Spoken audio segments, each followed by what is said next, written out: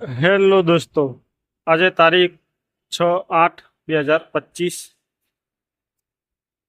અને વાર બુધવાર.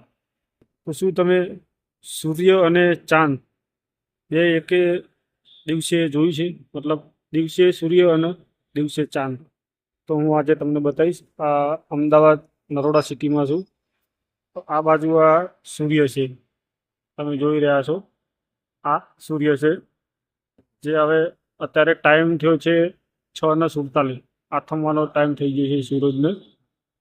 તો તમે જોઈ રહ્યા છો આ સૂરજ, અને આ બાજુ તમને ચાંદ પણ બતાવું. થોડો ચોખ્ખો દેખાય છે, આપણે ઝૂમ કરીને જોઈશું. દેખાય છે, આ છે ચાંદ.